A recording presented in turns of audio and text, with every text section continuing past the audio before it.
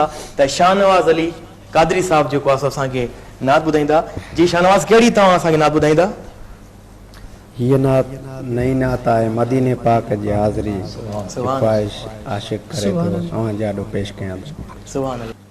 देर न कर हुबदार जल्दी हल मदीने आ,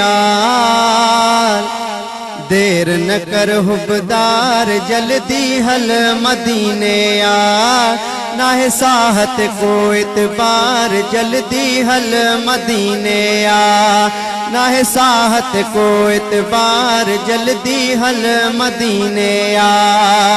हल मदीने मदीने हल मदीने, हल मदीने मदीने हल मदीने,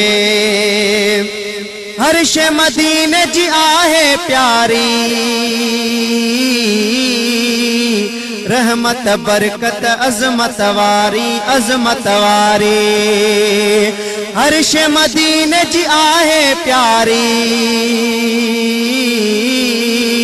रहमत बरकत अजमत वारी अजमत वारी, उते आहे ॾाढो करार जल्दी हल मदीने आ, ना है साहत को इतबार जल्दी हल मदीने आ। हल मदीने मदीने हल मदीने, हल मदीने मदीने हल मदीने, जिथे मलाइक रोज़ अचन था अची साईं ते सलाम पढ़न था, जिथे मलाइक रोज़ अचन था अची साईं ते सलाम पढ़न था सलाम पढ़न था, उहा ॾिसण भली दरबार जल्दी हल मदीने आ, ना है साहत को इतबार जल्दी हल मदीने आ। हल मदीने मदीने हल मदीने, हल मदीने मदीने हल मदीने, मुझे रोज़े जी जे कई ज़ियारत पहले मुझी आहे शफात, मुझे रोज़े जी जे कई ज़ियारत पहले मुझी आहे शफात, फरमायो नबी सरकार जल्दी हल मदीने आ, ना है साहत को इतबार जल्दी हल मदीने आ। हल मदीने मदीने हल मदीने, हल मदीने मदीने हल मदीने, आखिरी करम खुदा जो जॾहिं थींदो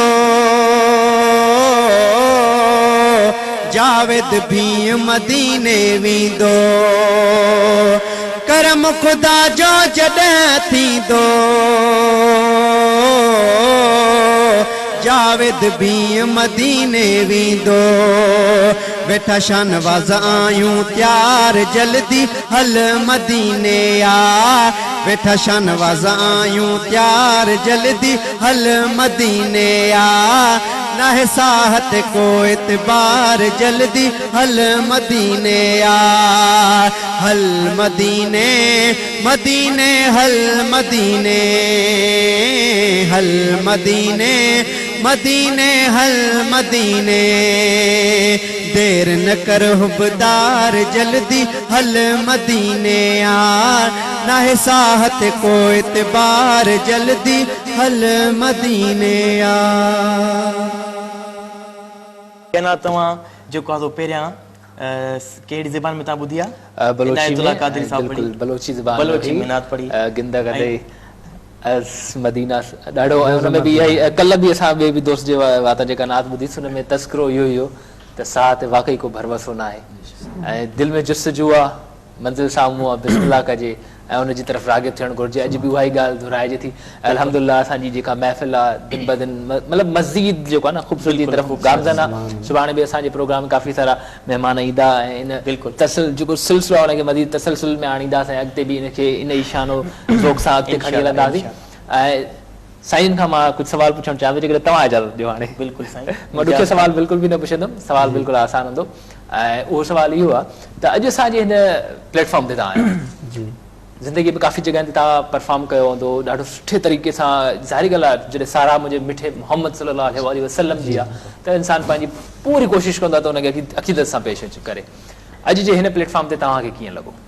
तमामु ज़बरदस्त बहितरीन प्रोग्राम में शिरकत लाइ असांखे सिंध टीवी वारनि मौक़ो ॾिनो ऐं शुक्रगुज़ार आहियूं साईं एहतशाम अफ़ज़ल जा। माशाअल्लाह। अच्छा इहो त ॿुधो त शाहनवाज़ क़ादरी उस्ताद केरु आहे? हा साईं, इहो तव्हां बिल्कुलु साईं तव्हांजा उस्ताद ग्रामी साईं पाण आहिनि एहतशाम अफ़ज़ल। माशाअल्लाह माशाअल्लाह। ॾिसो साईं, चवंदा आहिनि त मुंहिंजे मोहम्मद मुस्तफ़ा सल्लल्लाहु अलैहि वसल्लम जी शान जेका सना ख़्वान आहे उनजी शान बि मुंहिंजे रब एतिरी त प्यारी ठाही आहे जो हिन उमिरि में बि साईं जन उस्ताद थी चुका आहिनि। ऐं अलाह साईं करे त